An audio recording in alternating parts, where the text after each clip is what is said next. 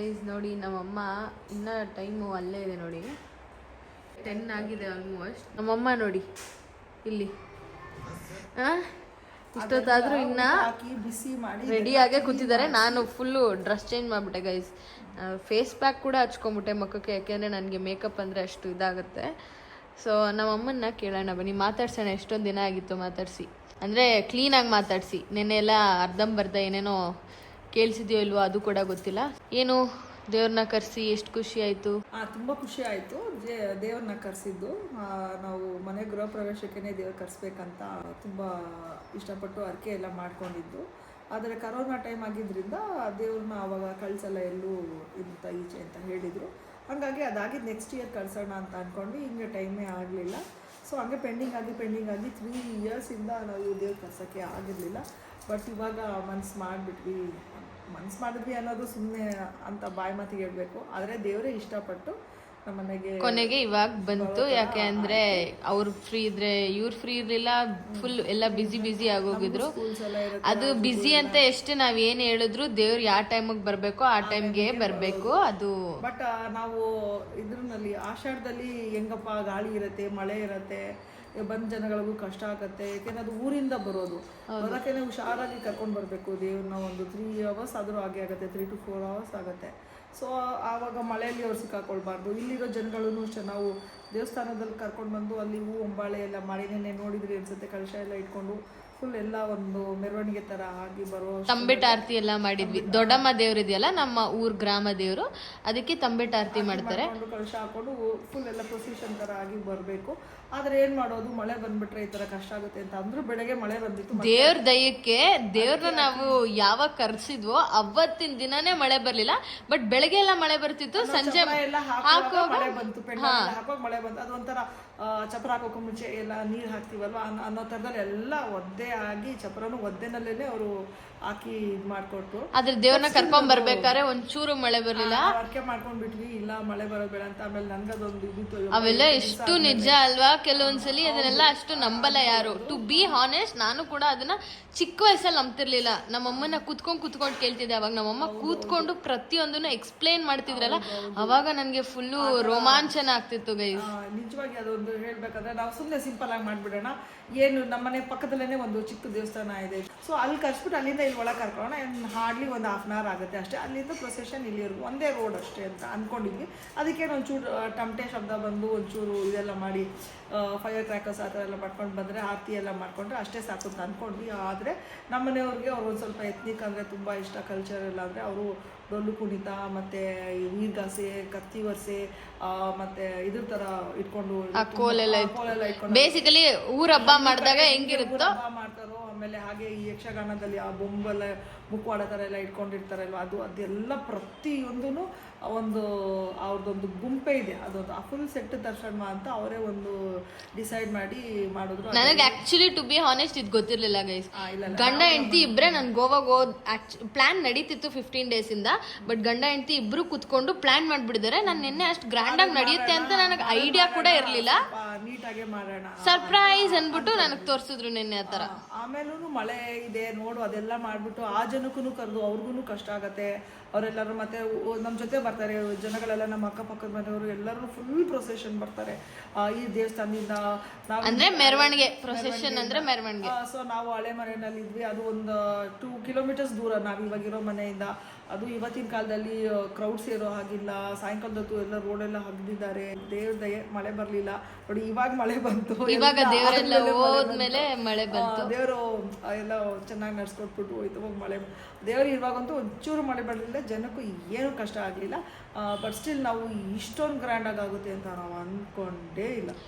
ಯಾವ ಊರ ಹಬ್ಬಕ್ಕೂ ಕಡಿಮೆ ತರ ಅನ್ಸ್ಲೇ ಇಲ್ಲ. ಅಷ್ಟು ಜನ ನೋಡಿ, ನಮ್ಮ ಏರಿಯಾದಲ್ಲಿ ನನಗೆ ಮೊದಲೇ ಜನ ಅಂದ್ರೆ ಆಗಲ್ವಾ ಗೈಸ್. ಅದ್ರಲ್ಲಿ ಇದು ಎಲ್ಲ ಸ್ಟಾರ್ಟ್ ಮಾಡಿದಾಗ ಏನು ದೇವರೇ ಬಂದ್ಬಿಡ್ತು ಅನ್ನೋ ಥರದಲ್ಲಿ ಅಷ್ಟು ಕ್ಲೀನಾಗಿ ತುಂಬ ಚೆನ್ನಾಗಿ ನಡೀತು. ಅದೆಲ್ಲ ನೋಡಿರ್ತೀರಾ ನೀವು. ಕೋಳಿ ಅರ್ಪಿಸಿ ನಾವು ಹೇಳಿದ್ವಲ್ವ ಅವತ್ತೇ ನಮ್ಮ ಮನೆ ದೇವ್ರಿಗೆ ನಾನ್ ವೆಜ್ಜೇ ನಾವು ಪ್ರಸಾದ ಥರ ಮಾಡೋದು ಅಂತ.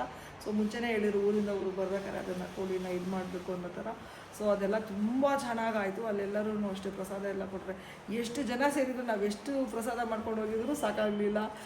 ಅಲ್ಲಿಂದ ನಾವು ಹಳೆ ಮನೆಗೆ ಹೋದ್ವಿ. ನಾವು ಆ ಒಂದು ಇದರಲ್ಲಿ ಅಲ್ಲೂ ನೋಡಿರ್ತೀರ ನೀವು, ತುಂಬ ಚೆನ್ನಾಗಾಯಿತು. ಅಲ್ಲಿಂದನೂ ಅಷ್ಟೇ ಎಲ್ಲ ಫುಲ್ ಅಲ್ಲಿಂದನೇ ರೋಡು ಸ್ಟಾರ್ಟಿಂಗಿಂದನೇ ನೀರೆಲ್ಲ ಹಾಕಿ, ಮುಂಚೆ ನಾವೆಲ್ಲ ಚಿಕ್ಕವರಿರುವಾಗ ಈ ಇದ್ರದ್ದು ಪ್ರೊಸೆಷನ್ ಬರ್ತಾಯಿತ್ತು, ಮತ್ತು ಕರ್ಗ ಬರ್ತಾಯಿತ್ತು, ಮತ್ತು ಈ ಷಣ್ಮಾತ್ಮಂದು ಕೊಂಡ ಬರುತ್ತೆ, ಆ ಥರ ಎಲ್ಲ ಆರತಿ ಅಂತ ಹೇಳ್ತಾರೆ. ಅವಾಗೆಲ್ಲ ನಾವೆಲ್ಲ ರೋಡಿಗೆ ಎಲ್ಲರೂ ನೀರು ಹಾಕಿ ರಂಗೋಲಿ, ಅವ್ರವ್ರ ಮನೆ ಮುಂದೆ ಎಲ್ಲರೂ ರೋಡ್ಗೆಲ್ಲ ನೀರು ಹಾಕಿ ರಂಗೋಲಿ ಹಾಕಿ ದೇವ್ರು ಬರೋರ್ಗು ಹೂವೆಲ್ಲ ಇಟ್ಕೊಂಡು ಕಾಯೋದು ಹೆಂಗಿತ್ತು ಅದೇ ಥರ ಮಾಡಿದ್ದಾರೆ ಎಲ್ಲ. ಅಂದರೆ ಆಲ್ಮೋಸ್ಟ್ ನಮ್ಮ ಏರಿಯಾದಲ್ಲಿ ಒಂದು ಮ್ಯಾಕ್ಸಿಮಮ್ ನಮ್ಮ ನರಸಿಂಹಸ್ವಾಮಿ ಒಕ್ಕಲೇ ಇರೋದು.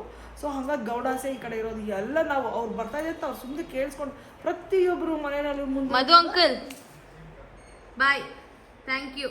ಮಲ್ಕೊಬಿಡ್ರಿ ಪಾಪ ಅಂಕಲ್ 3 ದಿನದಿಂದ ನಿದ್ದೆ ಎಲ್ಲ ವಾಯ್ಸ್ ಎಲ್ಲ ಹೋಗ್ಬಿಡಿದೆ. ರೆಸ್ಟ್ ಮಾಡಿ ಅಂಕಲ್, 3 ದಿನ ಪರವಾಗಿಲ್ಲ, ಮಾತ್ರ ಹಾಕೊಂಡು ಮಲ್ಕೊಬಿಡಿ. ಹಾಂ ಹೇಳ್ಬಿಡಿ, ಯಾರು ತಿರುಗಿ ಕೊಟ್ಟಿದ್ದು? ನಾನೇ ತಿರುಗಿ ಕೊಟ್ಟಿದ್ದು. ಅವ್ನು ಮುದ್ದೆ ತಿನ್ಲಿಲ್ವಂತೆ ಇವತ್ತು ಮಧ್ಯಾಹ್ನ ಊಟದಲ್ಲಿ. ಅವ್ರಿಗೆ ಮುದ್ದೆ ಇರಲಿಲ್ವಂತೆ, ಮುದ್ದೆ ಬೇಕೇ ಬೇಕು ಅಂತ ಅವನು ಮತ್ತು ಅಭಿ ಅವರಿಬ್ರಿಗೂ ಮುದ್ದೆ ಮಾಡಿ ಕೊಟ್ಟಿದ್ದಾಯಿತು ಇವಾಗ. ಸೊ ಹಾಗೆ ಎಲ್ಲರೂ ಕೈ ಜೋಡಿಸಿ ಮಾಡಿದ್ದಕ್ಕೇ ಈ ಥರ ಆಯಿತು. ಸೊ ಎಲ್ಲರೂ ಯಾರ್ಯಾರು ಈ ಥರ 2-3 ದಿವಸದಿಂದ ಇದಕ್ಕೆ ನಮಗೆ ಹೆಲ್ಪ್ ಮಾಡಿದ್ರು, ಎಲ್ಲರಿಗೂ ಥ್ಯಾಂಕ್ ಯು ಬೇಕು. ನಾನು ಇವಾಗ ನಮ್ಮ ಫ್ರೆಂಡ್ಸ್ ಅವ್ರಿಗೂ, ನಮ್ಮ ಅಕ್ಕಪಕ್ಕದ ಮನೆಯವರಿಗೂ, ನಾವು ಇದ್ದಿದ್ದಂಥ ಹಳೆ ಏರಿಯಾಗೂ ಅವರೆಲ್ಲರಿಗೂ ತುಂಬ ತುಂಬ ತುಂಬ ಕೃತಜ್ಞತೆಗಳು. ಈ ಮೂಲಕ ಎಲ್ರಿಗೂ ಹೇಳ್ತೀನಿ ತುಂಬ ಥ್ಯಾಂಕ್ಸ್. ನಮ್ಮ ಮನೆ ದೇವರು ಎಷ್ಟೋ, ನಾನು ಹೇಳಿದ್ನಲ್ವ, ನಮ್ಮ ಮಾವ ಅವರು ಅವ್ರ ತಂದೆಯವರು ಕೂಡ ಇಲ್ಲಿ ಕರೆಸಿರ್ಲಿಲ್ವಂತೆ. ಊರಿನಲ್ಲಿ ಯಾವಾಗಲೂ ಬರೀ ದೊಡ್ಡಮ್ಮನ ದೇವ್ರು ಮಾತ್ರ ಕರೆಸಿದ್ದು ಅಷ್ಟೇ, ನರಸಿಂಹಸ್ವಾಮಿ ಇಲ್ಲ. ನನ್ನ ಮಗ ರಾಜು ಹುಟ್ಟಿದಾಗ ನರಸಿಂಹಸ್ವಾಮಿನ ನಾವು ಕರೆಸಿದ್ವಿ. 3 ತಲೆಮಾರಿಂದ ತರಿಸಿರ್ಲಿಲ್ವಂತೆ ಮನೆಗೆ ಕರ್ಸೋದು. ಅದು ತುಂಬ, ಅದು ದೇವರು ಇಷ್ಟಪಟ್ರೇ ಅಂತೆ ಬರೋದು. ಸೊ ಹಾಗಾಗಿ ಇಲ್ಲಿ ಬ್ಯಾಂಗ್ಳೂರಿಗೆ ಬರಬೇಕಾದ್ರೆ ನಾವು 3 ವರ್ಷದಿಂದ ಸತತ ಪ್ರಯತ್ನ ಪಟ್ಟಿದ್ದಕ್ಕೆ ಇವಾಗ ಆಯಿತು. ಸೊ ಎಲ್ಲರಿಗೂ ಅಲ್ಲಿ ಊರಲ್ಲಿ ಪಾಪ ಅಲ್ಲಿ ನಮ್ಮ ಊರು ಮುಖಂಡರು ಅಂತ ಇರ್ತಾರೆ, ಊರು ಗೌಡರು, ಅವ್ರು ಮನಸ್ಸು ಮಾಡಿ ಇದನ್ನೆಲ್ಲ ಕಟ್ಕೊಟ್ಟಿದ್ದಕ್ಕೆ ಅವರು ಕೂಡ ಇಲ್ಲಿಂದಲೇ ತುಂಬ ಧನ್ಯವಾದಗಳು. ಸೊ ನಾವೆಲ್ಲ ಪುಣ್ಯವಂತರು ಹೇಳಬೇಕು ಅಂದರೆ ನಮ್ಮ ಮನೆ ದೇವರು ನಮ್ಮ ಮನೆ ಕರೆಸಿ ಪೂಜೆ ಮಾಡೋದು. ಸೊ ಎಲ್ಲರಿಗೂ ಯಾಕೆ ಈ ಮೂಲಕ ನಮ್ಮಮ್ಮ ಎಲ್ಲರಿಗೂ ಧನ್ಯವಾದಗಳು ಹೇಳ್ತಿದ್ದಾರೆ ಅಂತ ಅಂದರೆ, ನಾನು ಇದೊಂದು ಹೇಳಕ್ಕೆ ಇಷ್ಟಪಡ್ತೀನಿ. ಆ್ಯಕ್ಚುಲಿ ನಾನು ಇವಾಗ ಕ್ಯಾಮ್ರಾ ಮುಂದೆ ಬರೋಕ್ಕಾಗಲ್ಲ, ನಾನು ಫೇಸ್ ಪ್ಯಾಕ್ ಹಾಕೊಂಡ್ಬಿಡ್ತೀನಿ. ಸೊ ನಮ್ಮಮ್ಮನ ತೋರಿಸ್ಕೊಂಡೇ ನಾನು ಇದನ್ನು ಹೇಳ್ತಾ ಇದ್ದೀನಿ. ನನಗೆ ಎಷ್ಟೊಂದು ಜನ ಬಂದಿದ್ರು ಇವತ್ತು. ನನ್ನ ಫ್ಯಾಮಿಲಿ ಆಗಲಿ, ನನ್ನ ರಿಲೇಟಿವ್ಸ್ ಆಗಲಿ, ಅಥವಾ ನನ್ನ ಫ್ರೆಂಡ್ಸ್ ಆಗಲಿ, ಯಾರ್ಯಾರು ಬಂದಿದ್ರು ನನ್ನ ವ್ಲಾಗ್ಸ್ ನೋಡ್ತಾರಂತೆ. ಸೊ ಅವರು ಬಂದು ನನ್ನ ಬಗ್ಗೆ ಹೇಳಿ, ನಿನ್ನ ವ್ಲಾಗ್ಸ್ ತುಂಬ ಚೆನ್ನಾಗಿ ಬರ್ತಿದೆ ಅಂದಾಗ ಇದೆಲ್ಲ ನನಗೆ ತುಂಬ ವಸ್ತು ಗೈಸ್. ಲೈಕ್ ಅವ್ರು ಬಂದು ನನ್ನ ಆ ಥರ ಅಪ್ರೋಚ್ ಮಾಡಿ ವಾವ್ ತುಂಬ ಚೆನ್ನಾಗಿದೆ ಅಂದಾಗ ನನಗೊಂಥರ ಫುಲ್ ಶೈ ಫೀಲಿಂಗ್ ಆಗೋಯ್ತು. ಆ್ಯಂಡ್ ಯಾರ್ಯಾರು ನನ್ನ ಹತ್ರ ಬಂದು ಮಾತಾಡಿಸಿ ನನ್ನ ಹತ್ರ ಫೋಟೋಸ್ ಇಟ್ಕೊಂಡೋದ್ರು, ಥ್ಯಾಂಕ್ ಯು ಸೋ ಮಚ್. ನೀವೆಲ್ಲ ನನ್ನ ವ್ಲಾಗ್ ನೋಡ್ತಿದ್ದೀರಾ ಅಂತ ತುಂಬ ಖುಷಿ ಆಗುತ್ತೆ. ಇದೇ ಥರ ಸಪೋರ್ಟ್ ಮಾಡಿ ಅಂತ ಹೇಳ್ತಾ ಥ್ಯಾಂಕ್ ಯು. ಯಾರ್ಯಾರು ನಮ್ಮ ಮನೆಗೆ ಇವತ್ತು ಬಂದು ನಮಗೆ ಆಶೀರ್ವಾದ ಮಾಡಿ ನಮ್ಮ ದೇವ್ರನ್ನ ನೋಡ್ಕೊಂಡು ಹೋದ್ರು ಅವ್ರಿಗೂ ಕೂಡ ತುಂಬ ತುಂಬ ತುಂಬ ಥ್ಯಾಂಕ್ಸ್. ನನ್ನ ಫ್ಯಾಮಿಲಿ ಮೆಂಬರ್ಸ್, ನನ್ನ ಫ್ರೆಂಡ್ಸ್, ಮತ್ತು ಎಲ್ಲರಿಗೂ ಕೂಡ ತುಂಬ ತುಂಬ ಥ್ಯಾಂಕ್ಸ್ ಅಂತ ಈ ವಿಡಿಯೋ ಮೂಲಕ ನಾನು ಕೂಡ ಥ್ಯಾಂಕ್ಸ್ ಹೇಳ್ತೀನಿ. ಆಮೇಲೆ ನಮ್ಮ ಮನೆಯಲ್ಲಿ ನನ್ನ ಮಗ ಆಗಲಿ ನನ್ನ ಮಗಳಾಗಲಿ ಇಷ್ಟು ಒಂದು ನನಗೆ ಕೈ ಜೋಡಿಸ್ಕೊಂಡು ಹೆಲ್ಪ್ ಮಾಡ್ತಾರೆ ಅಂತ ಅಂದ್ಕೊಂಡಿರಲಿಲ್ಲ. ಆಮೇಲೆ ನಾನು ಹೇಳ್ದಂಗೆ ನನ್ನ ಕಾಲು ತುಂಬಾ ಏಟಾಯಿತು. ನಾನು ಮೊನ್ನೆ ರಾಜಾ ಮಾರ್ಕೆಟ್ ಹತ್ರ ಹೋಗುವಾಗ ಉಳ್ದೆ ಇದನ್ನು ಸರಿ ಮಾಡ್ಕೊಂಡು ಬರೋಕ್ಕೆ. ಮತ್ತು ಆ ಕಳಶನ ಏನಕ್ಕೆ ಇನ್ನೊಂದು ಹೇಳಬೇಕಂದ್ರೆ, ಕೆಲವರಿಗೆ ಇದೊಂದು ಟಿಪ್ಸ್ ಅಂತ ನಾನು ತೊಗೋಬೋದು. ಕಳಶನ ನಾವು ಬಾಣಲಿ ಥರದಲ್ಲಿ ಇಟ್ಬಿಟ್ಟು ಅದರಲ್ಲಿ ಕಳಶ ಇಟ್ಟಿರ್ತೀವಲ್ವ, ಅದು ಜರಗದೇ ಇರೋ ಹಾಗೆ ಸಾಲ್ಡ್ರಿಂಗ್ ಮಾಡಿಸ್ತಾರೆ. ಸೊ ನಮಗೆ ನನ್ನ ಕಸಿನ್ ಅವರು ಹೇಳಿದ್ರು. ಸೊ ದಿವ್ಯಾ ಅಂತ ಹೇಳ್ತೀನಲ್ಲ, ಅವಳು ಹೇಳಿದ್ಲು, ಇಲ್ಲ ಆಂಟಿ ಅದನ್ನು ಸಾಲ್ಡ್ರಿಂಗ್ ಮಾಡಿಸ್ತಾರೆ ಚಿಕ್ಕಪೇಟೆನಲ್ಲಿ ಒಂದು ಮುಸ್ಲಿಮ್ ಅಂಗಡಿಲಿ, ಹೋಗಿ ಬನ್ರಿ ಅಂತ ಪಾಪ ಅವಳು ಅಡ್ರೆಸ್ ಕೊಟ್ಟಿದ್ದಕ್ಕೆ ಹೋಗಿ ಬಂದಿದ್ದಕ್ಕೆ 2 ಕಳಶದ್ದು ಸಾಲ್ಡ್ರಿಂಗ್ ಮಾಡಿಸಿದ್ದಕ್ಕೆ ತುಂಬ ನೀಟಾಗಿ ಆರಾಮಾಗಿ ಕಳಶನ ಎತ್ಕೊಂಡೋಗಿ ಆರಾಮಾಗಿ ಎತ್ಕೊಂಡು ಬಂದರು. ಅಷ್ಟು ಈಸಿ ಅಲ್ಲ ಸ್ನೇಹಿತರೆ. ಅದು ಆ್ಯಕ್ಚುಲಿ ಏನಂತ ಅಂದರೆ, ಒಂದು ಮದುವೆ ಮನೆಯಲ್ಲಾದರೂ ಒಂದು ಇದನ್ನಲ್ಲಾದರೂ ಕಳಶ ನಾವು ಎತ್ಕೊಂಡು ಹೋದ್ರೆ ಅದು ಅಲ್ಲಾಡಬಾರ್ದು, ಅದು ಜರುಗಬಾರ್ದು, ಹೊಂಬಾಳೆ ಎಲ್ಲ ಇದು ಮಾಡಬಾರ್ದು ಅಂತ ಹೇಳ್ತಾರೆ. ಸೊ ಅದೆಲ್ಲ ಆಗದೆ ಇರೋ ರೀತಿ ನಾವು 8 ಕಿಲೋಮೀಟ್ರ್ ಹೋಗ್ತಾ 4 ಕಿಲೋಮೀಟ್ರ್ ಬರ್ತಾ 4 ಕಿಲೋಮೀಟ್ರ್ 8 ಕಿಲೋಮೀಟ್ರ್ ನಮ್ಮ ಮಕ್ಕಳು ಆ ಪ್ರೊಸೆಷನ್ ಜೊತೆ, ಆ ಡೋಲು ಕುಣಿತ, ಆ ಟಮಟೆ ಶಬ್ದ ಜೊತೆ ಅವರೆಲ್ಲ ಹೋಗಿ ಬರೋದು ಏನು ಸುಮ್ಮನೆ ಮಾತಲ್ಲ. ಅದು ಮೇಯ್ನ್ ರೋಡಲ್ಲಿ ಹೋಗಿ ಬರೋ ಅಂಥದ್ದು. ಹಂಗೆಲ್ಲ ಹೋಗಿ ಬರೋದು ಕ್ಲೀನಾಗಿ ಆ ಕಳಶ ಇದ್ದಿದ್ದಕ್ಕೆ ಇದೊಂಥರ ಟಿಪ್ಸ್ ಥರ. ಅದು ಒಂದು ಕಳಶನ ಇದಕ್ಕೆ ಸಾಲ್ಡ್ರಿಂಗ್ ಮಾಡ್ಕೊಂಡ್ಬಿಟ್ರೆ ನೀಟಾಗಿ ಅದು ಅಲ್ಲಾಡೋದಿಲ್ಲ. ಸೊ ಆದರೆ ನನ್ನ ಮಗಳು ಅದಕ್ಕೋಸ್ಕರ ಅವಳು ಎಷ್ಟು ನನ್ನ ಕಾಲು ಆಗೋದಿಲ್ಲ, ನಾನೆಲ್ಲ ಬರೀ ಬಾಯಲ್ಲಿ ಹೇಳಿ ಲಿಸ್ಟ್ ಕೊಟ್ಟಿದ್ದು. ಎಷ್ಟು ಸಾಮಾನುಗಳು ಅವಳು ಕೆಲವೊಂದು ಅಂಗಡಿ ನೋಡೇ ಇಲ್ಲ, ಅವಳು ಪಾತ್ರೆ ಅಂಗಡಿ ನೋಡಿಲ್ಲ. ಆಮೇಲೆ ಕೆಲವೊಂದು ಪ್ಲಾಸ್ಟಿಕ್ ಐಟಮ್ ತಗೊಂಡ್ ಬಂದ್ವಿ, ಬಿಂದಿಗೆ ಅಂತೆ, ಈ ಚಾಪೆ ಅಂತೆ. ನಾನು ನಿಜವಾಗ್ಲೂ ನನ್ನ ಲೈಫಲ್ಲ ನನಗೆಲ್ಲ ಹೋಗೇ ಇಲ್ಲ ಅವಳು. ಸೊ ನಾನು ಹೇಳಿದಕ್ಕೆ ಅಮ್ಮ ನಾನು ಹೆಂಗ್ ಕೇಳಿ ಇವರು ನಾನು ಹೆಂಗ್ ಮಾತಾಡ್ಲಿ ಅಂತ ಹೇಳ್ತಾ ಇದ್ಲು. ಆಮೇಲೆ ನಮ್ಮ ಮಧುನ ಜೊತೆ ಮಾಡ್ಕೊಟ್ಬಿಟ್ಟು ಕಳ್ಸಿಕೊಟ್ರೆ ಪಾಪ ನೀಟಾಗಿ ಒನ್ ಡೇ ಫುಲ್ ಅದೊಂದು ಕೆಲಸ ಮಾಡ್ಕೊಂಡು ಬಂದ್ಲು. ಒಂದು ರಂಗೋಲೆ ಕೂಡ ಎಲ್ಲಿ ಸಿಗುತ್ತೆ ಅನ್ನೋದೊಳಗೆ ಐಡಿಯಾ ಇಲ್ಲ, ಅದನ್ನು ಕೂಡ ಈ ಸತಿ ಅವಳಿಗೆ ಕಳ್ಸಿಕೊಟ್ಟಿದ್ದೀನಿ. ಆಮೇಲೆ ಮಡ್ಲಕ್ಕಿದು ಸಾಮಾನನ್ನ ನಾನು ಹೇಳ್ತೀವಲ್ಲ ಬಳೆ ಬಂಗಾರ, ಅದು ಗ್ರಂಥಿಗೆ ಅಂಗಡಿ ಸಿಗುತ್ತೆ. ಗ್ರಂಥಿಗೆ ಅಂಗಡಿ ಬರೀ ಕೇಳಿದ್ಲು ಅಷ್ಟೇ, ಅಲ್ಲೆಲ್ಲ ಹೋಗಿ ಪ್ರತಿ ನಮ್ಮ ಅಮ್ಮನ ಜೊತೆ ಹೋಗ್ತಿದ್ದೆ ಗೈಸ್, ನಮ್ಮ ಅಮ್ಮನ ಜೊತೆ ಟೂ ವೀಲರ್ ಅಲ್ಲಿ ಹೋಗಿ ಕುತ್ಕೊಂಡ್ ಬರ್ತಿದ್ದೆ. ಬಟ್ ನಾನೇ ಒಬ್ಳೆ ಹೋಗಿರ್ಲಿಲ್ಲ ಯಾವತ್ತು. ಸೀರೆ ಎಲ್ಲ ಕೊಟ್ಟು ಬ್ಲೌಸ್ ಎಲ್ಲ ಕೊಡೋದ್ರಿಂದ ಸೆಲೆಕ್ಷನ್ ಮಾಡೋದಿತ್ತು. ನಮ್ಮ ಮನೆಯವ್ರು ಹೋಗಿ ಇನ್ನೂ ಎಷ್ಟು ಸೆಲೆಕ್ಟ್ ಮಾಡಿ ಬಂದ್ರು. ಅವಳೇ ಹೋಗಿ ಇದಿಷ್ಟು ಕೊಡಬೇಕು, ಇದಿಷ್ಟು ಪಂಚೆ ಶಲ್ಯ, ನಮ್ದು ಮನೆ ದೇವ್ರು ನರಸಿಂಹಸ್ವಾಮಿ ಗಂಡ ದೇವರಾಗಿರೋದ್ರಿಂದ ಅಲ್ಲಿ ಪಂಚೆ ಶಲ್ಯ ಅವ್ರದ್ದೆಲ್ಲ ಯಾವ ರೀತಿ ತಗೊಳ್ಬೇಕು ಪ್ರತಿಯೊಂದು ಈ ಸತಿ ಅವಳೇ ತಗೊಂಡಿದ್ದು. ಅವಳಿಗೆ actually thanks, she has become every day she is becoming independent day by day. But still ಇನ್ನೂ ಕಲಿಯೋದಿದೆ, ಇಷ್ಟೇ ಅಲ್ಲ. ಬಟ್ ಇಷ್ಟು ಮಾತ್ರಕ್ಕೆ ಅವಳು ಮಾಡ್ತಾಳೆ. ನಾನು ಒಂದು ಲಿಸ್ಟ್ ಕೊಟ್ಟಿದ್ದು ಮಾತ್ರಕ್ಕೆ ಅವಳೆಲ್ಲ ಮಾಡ್ಕೊಂಡು ಬರ್ತಾನೆ ಅಂತ ನಾನು ಅಂದ್ಕೊಂಡೇ ಇರಲಿಲ್ಲ.